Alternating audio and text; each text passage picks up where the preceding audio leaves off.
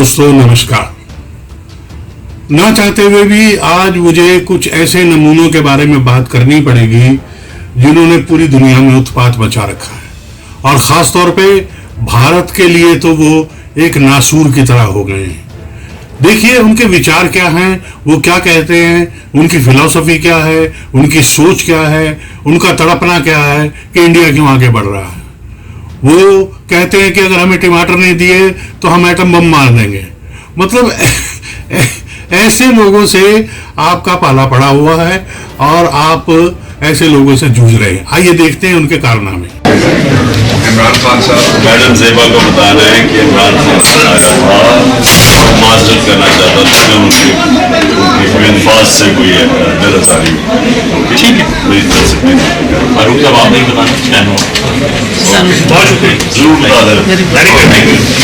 आप लोगों के वर्कर्स जो है वो कहते हैं वैसे ही जो है ना अब थक चुके हैं इतने जलसे कर करके, और वो जो एक शुरू की एक्साइटमेंट थी वो कह रहे हैं पाकिस्तान तहरीक इंसाफ की सपोर्ट बेस की वो कम हो रही है। ये तो आपने क्या करना है सर? सर मैं उनकी बात बता रही हूँ आपको। मैं पीएमएलएन नहीं, मैंने सर इसीलिए कहा कि पीएमएलएन कहती है कि आपके वर्कर्स अब थक रहे हैं। चले मैं उनकी तो बड़ी एक इल्यूजनिस्ट सब्जेक्टिव टाइप की एनालिसिस है। अगर वो इतना डरते नहीं है इलेक्शन से तो इलेक्शन करवा देना, डरते क्यों है? सर वो तो इलेक्शन से भाग रहे हैं। वो तो कहते हैं साल के बाद करवाएंगे ताकि आप लोग एग्जॉस्ट हो जाए और थक जाए और वो इकोनॉमी बेहतर कर ले। वो फिर अपनी कोशिश जारी रखें, हम अपनी कोशिश जारी रखेंगे, लेकिन वक्त बताएगा जी क्या होता है। लेकिन मुझे अफसोस पड़ा हुआ आज एज ए पाकिस्तानी, मुझे 3 दिन से मैं 2 दफा मेरा सर शर्म से झुका है। इसहाक डार को एयरफोर्स 1 से उतरते हुए देखते हुए, जो प्राइम मिनिस्टर साहब का जहाज है, और आज जो कोर्ट की जजमेंट है उसको देखते हुए। बिजनेसमैन है गौतम अदानी, वो तकरीबन $100 बिलियन अगले 10 सालों में इन्वेस्ट करने लगे। $100 billion, that's a very big investment. अच्छा, पीएमओ की जो ऑडियो लीक्स है डार्क वेब पे रिलीज हो रही हैं, कुछ ऑडियो सामने आ गई, मजीद जो डाटा है वो जुमे को रिलीज करने का ऐलान किया गया। बोलियां लग रही हैं, वो कह रहे हैं हम $70 बिलियन जो है वो ग्रीन एनर्जी बिजनेस में लगाएंगे। अब ये इमेजिन करें कि जब वो ग्रीन एनर्जी बिजनेस में लगाएंगे, और उधर बिलावल भुट्टो जरदारी वाशिंगटन में आके कह रहे थे कि हम जो है दुनिया को कह रहे हैं कि तुमने जो है वो कार्बन एमिशंस की हुई हैं और हमने सिर्फ 0.4% ऑफ द ग्लोबल एमिशन में हमारा शेयर है, तो हमें तो भाई तुम पैसे दो। और ये एक ग्रुप है जो कह रहा है कि मैं $70 अरब अगले 10 सालों में ग्रीन एनर्जी बिजनेस में लगाने जा रहा हूं। सो हम कब तक ये चलते रहेंगे? और मुझे तो ये देखें एक ग्रुप इंडिया का $260 अरब यार, वो पाकिस्तान की सारी जीडीपी 300 जो है वो पौने 400 अरब की जीडीपी है। 350 पौने $400 की पाकिस्तान की जीडीपी है और एक ग्रुप इंडिया का $260 अरब का। सो वो कई लोग कहते हैं जी कंपैरिजन नहीं करना चाहिए इंडिया के साथ। मैं कहता हूं करना चाहिए comparison. The reason behind is कि हमने तरक्की, हम इकट्ठे आजाद हुए, बहुत सारी चीजों में हम इंडिया के साथ ठीक रहे, लेकिन बहुत सारी चीजों में मैनेज नहीं कर सके। मोदी है ना, एक तो आप कभी गौर कीजिएगा वो कहीं पे भी जाता है वो अपनी लैंग्वेज में बात करता है। वन थिंग, वो अपनी लैंग्वेज प्रमोट कर रहा है। हम क्या कर रहे हैं? हमें इंग्लिश में बात करनी है, वो हमें आती नहीं है, इसलिए हमें वो रिटर्न में चाहिए। लीडर होता है जो इन्फ्लुएंस करता है, वो बात करता है तो उसके वर्ड्स उसके अपने होते हैं, वो ट्रांसलेटेड वर्ड्स नहीं होते। नरेंद्र मोदी को देखें तो जिस तरह उनका इस्तकबाल किया गया इस समिट में और जिस तरह से उन्हें प्रोटोकॉल दिया गया, मतलब अच्छा लगता है देख कर। ये चीजें हम भी देखना चाहते हैं अपने प्राइम मिनिस्टर के लिए। यूएन में जाते ही इन्होंने 2 लाइनें इधर उधर की बोली, उसके बाद शुरू हो गए कश्मीर, हिंदुस्तान, हमको पैसा दो। हम ये कहते हैं कि हमने कोई पोल्यूशन नहीं फैलाया है दुनिया में, बाकी डेवलप्ड कंट्री ने फैलाया है, इसलिए हमें पैसा दो क्योंकि हमारे लोग मर रहे हैं। ये बाढ़ के लिए पैसा नहीं मांग रहे, बलूचिस्तान के लिए पैसा नहीं मांग रहे, वो पहले मांग के खा चुके हैं। ये पैसा मांग रहे हैं किस बात का? कि हमने पोल्यूशन कम किया इसलिए हमें पैसा दो।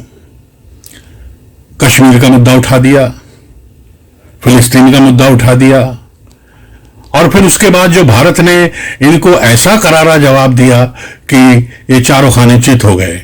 उन्होंने कहा कि आपसे तभी बात होगी जब आप क्रॉस बॉर्डर टेररिज्म बंद करेंगे, वरना आपसे कोई बात नहीं होगी। ये बात कान खोलकर सुन लें, और इस बात में कोई दूसरी बात नहीं आएगी। लेकिन ये बाज नहीं आते। जहां भी जाते हैं आदमी पूछ रहा है कि वहां पे आपके फ्लड की वजह से कितने लोग हताहत हुए हैं।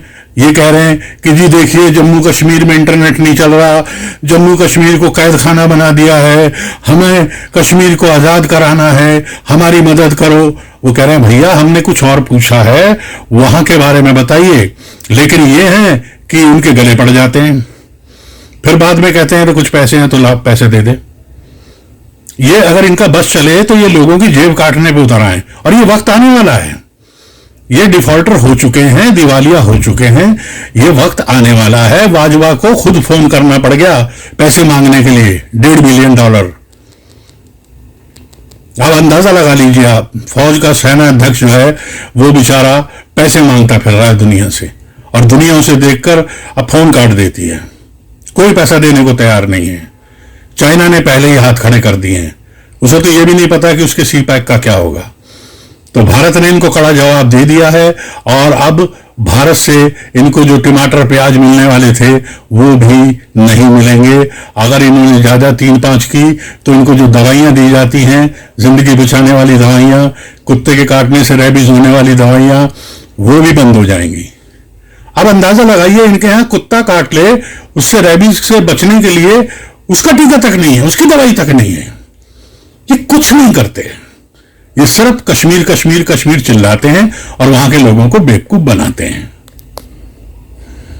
आज बाजवा साहब की कॉल जो है ये क्लियर इंडिकेटेड है कि ship is sinking and sinking fast. और उन्होंने कहा है कि 1.2 बिलियन डॉलर जो IMF पर प्लीज रिक्वेस्ट यही की गई कि उसको एक्सपेडाइट किया जाए। अब यहां पे मैं बताने की कोशिश ये करूंगा कि अगर आज आप बैंकर हो, आप कोई भी कॉमन सेंस रखने वाला बंदा हो, जब आपकी सबसे बड़ी मजहबी जमात का एक जो फरमा रवा है वो ये कह रहा हो कि अगर अमेरिका की गुलामी करनी थी तो इससे अच्छा पाकिस्तान बनता ही ना, और हकीकी आजादी का नारा लगा रहा हो, डॉलर $5 पर डे के हिसाब से बढ़ रहा हो, आपका डॉलर इस वक्त 250 का है, अफगानी आपकी करेंसी 255 की है। इन सर्कमस्टांसेस में आपको कोई बंदा एक पैसा भी देगा जो कॉमन सेंस रखता है? दोस्तों,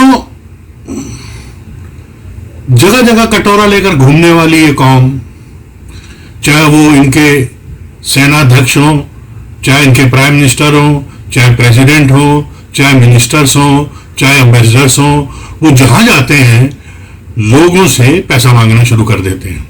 अब तो हालात ये हो गए हैं, लोगों ने इनका फोन उठाना बंद कर दिया है। लोग इनको देख के जैसे कहते हैं ना, पर्दे के पीछे छुप जाते हैं कि ये पैसे मांगेगा, ये पैसे मांगेगा। अच्छा, इनको पैसा देने में, पैसा दुनिया में लोग लेते देते हैं, कोई ऐसी इसमें कोई बहुत बड़ी पाप की बात नहीं है, लेकिन ये लौटाते नहीं है। ये मोटे मोटे जो पाकिस्तानी पंजाबी हैं, ये खा के डकार जाते हैं, शराबें पीते हैं, अय्याशी करते हैं, मजे मारते हैं, और उसके बाद दुनिया को ठेंगा दिखा देते हैं और कहते हैं पिछला पैसा चाहिए तो और अगला पैसा भी दो। फिर अगले पैसे में से थोड़े से पिछले पैसे दे देते हैं और फिर बाकी का डकार जाते हैं। तो इन्होंने धंधा बनाया हुआ है। अपने अमेरिका के ड्रोन उड़ाने के लिए अपने एयर स्पेस दे दिए, अपने बेसिस दे दिए, उनके हथियार पहुंचाने के लिए यूक्रेन में उनसे $1 बिलियन अपना हड़प लिए। तो ये चोरी चकारी के इस तरह के धंधों में उतर आए हैं। अब इन्होंने इस तरह से, पहले इन्होंने धर्म के नाम पे कमाया, फिर इन्होंने अफगानिस्तान के नाम पे कमाया, फिर इन्होंने CPEC के नाम पर कमाया। अमेरिका को तो शुरू से ही लूटते रहे ये, और अब ये फिर से यूक्रेन और दूसरे देशों के नाम से कमा रहे हैं। अफगानिस्तान से ने इनको खास तौर पे चेतावनी देकर उनके जो विदेश मंत्री हैं उन्होंने कहा है कि खबरदार जो हमारे नाम पर कहीं से पैसे मांगे। ये हर जगह जाके अफगानिस्तान के नाम पर भी पैसा मांगते हैं। तो अफगानिस्तान को ये पता लग गया है कि ये अपने यहां से ड्रोन उड़ाते हैं और हमारे नाम से दुनिया में पैसा मांगते हैं। तो दोस्तों, ऐसे लोगों से आपका पाला पड़ा हुआ है। चलिए आगे देखते हैं इनकी किस्मत इनको कहां ले जाती है, और इनका क्या होता है। जय हिंद, नमस्कार, वंदे मातरम।